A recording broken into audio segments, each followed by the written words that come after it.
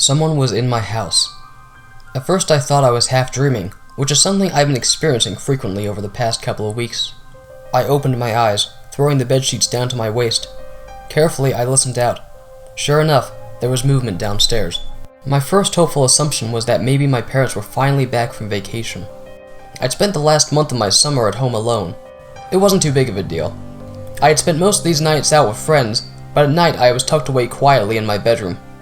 I'd gotten used to the small bumps in the night, but this was more than just the house settling. Cautiously, I slipped out of bed. It was colder in my room than usual. Perhaps I'd set the temperature on the AC too low. I could still hear movement, which appeared to be coming from the kitchen now. I kept my house shoes near the bed. Still listening carefully, I placed them on my feet, one at a time. Maybe I should call the police. The blinds were closed as usual. I reached my hand over to peek through. Jeremy? I froze in place. That sounded just like my father. Even though I hadn't spoken to either of my parents since I'd left, it wasn't like I had forgotten their voices. Dad? Mom? The fear quickly melted into relief. I was glad to finally have some company at home again. We're down in the kitchen. Come and join us. I smiled when I heard my mom's voice. She'd been so quiet the week leading up to their vacation. I flipped on my light for a moment, observing the mess of clothing on my floor. Normally I clean up once per month, but lately I just didn't care. Before heading down, I grabbed my phone and checked the time. It was 4:14 in the morning. What a strange time to be home, I thought to myself. I should have questioned the abrupt arrival, but a few factors quelled my skepticism. I was hopeful that maybe they'd be in better spirits after being out of the country for a month.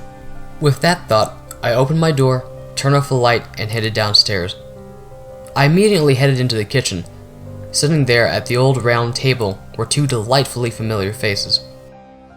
At least it felt delightful for the first few seconds. "Good morning, son," said my father. His arms, like my mother's, were limp at their sides.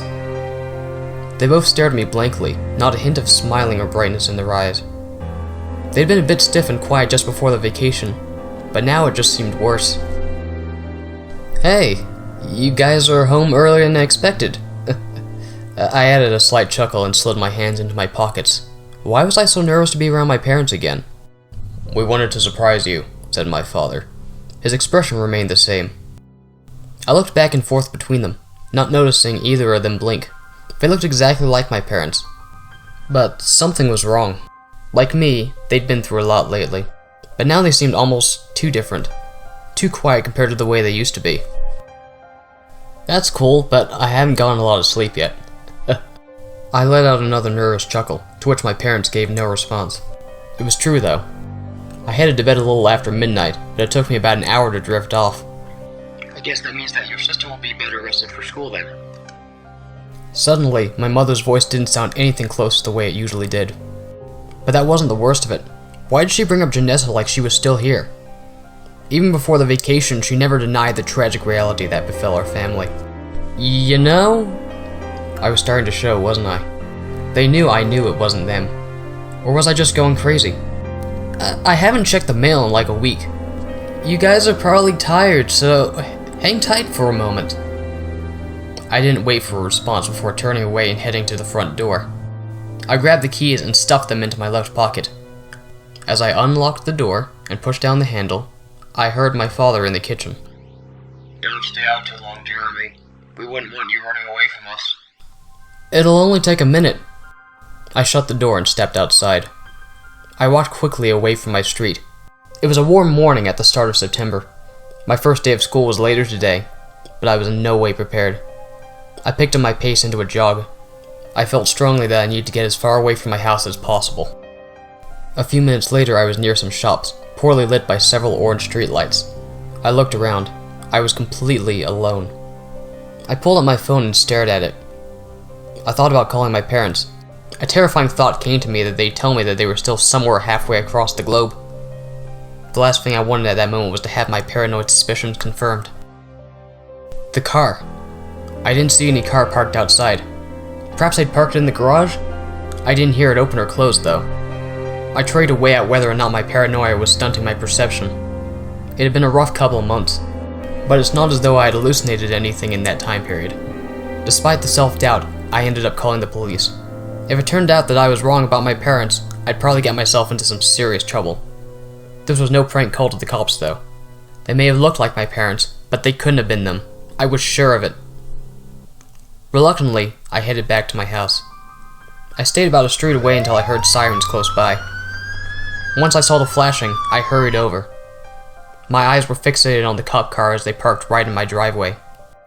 The fear remained, in spite of the slight relief that I wouldn't be going back into that house alone with those people. A pair of officers stepped out of the vehicle. Immediately, I recognized the one that had been in the passenger seat. He was a balding, gray-haired man in his 50s, with a round head and bright blue eyes. "Oscar," I blurted out quietly. Was that really him? He asked me if this was the right address, which I confirmed. He stared at me a little longer than I was comfortable with. There was concern in his expression. He seemed like much more of a real person than those imposters in my house. I headed back inside with both officers. The lights were still on, but my so-called parents were gone.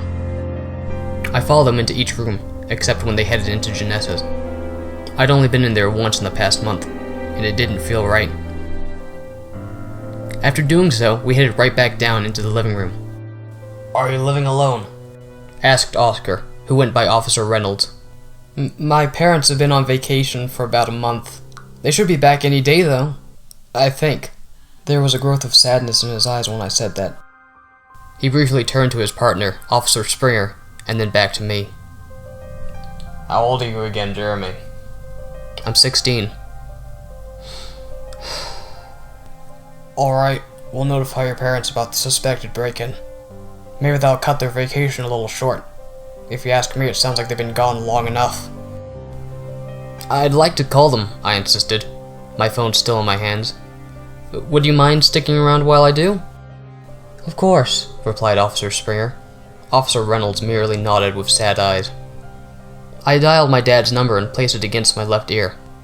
As I did this, I headed over into the kitchen. I noticed something on the seats where those imposters had been sitting. "Jeremy?" It was my father's voice, my father's real voice. "It's the middle of the night over there. Don't you have school in the morning?" "Look, Dad, somebody broke into the house. I have the cops over right now checking it out." "Oh shit, are you okay?" It had been a long time since I'd heard that kind of concern from either of my parents. Just then, Officer Reynolds said something to Officer Springer, both of them looking in the same direction. "I'm okay, Dad, but I'm scared, and I miss you guys. How much longer are you planning on leaving me alone here?" It was hard to hold back the anger in my voice. Nevertheless, I ignored my father's reply as I started to take in what was in front of me. On the chairs where the imposters had been sitting were small piles of leaves, neatly stacked. When I'd gone through there with the officers 5 minutes earlier, I was certain there hadn't been any. Also, the door to the backyard hadn't been open either. I felt one of the officers grab my shoulder and say something to me, but I ignored them as well. Though still pitch black, I thought I could see a grayish silhouette standing just outside. There was something hypnotizing about it, causing a slight queasiness to brew within my stomach. I didn't want to spend any more nights alone, but I didn't want to be in the company of whatever that was either. That was the end of part 1 of The People Downstairs. Tune in next time to listen to part 2. Thank you for listening. If you enjoyed this, consider liking, subscribing, maybe leaving a comment, even sharing the video. This is Rainwalker, now returning to the shadows.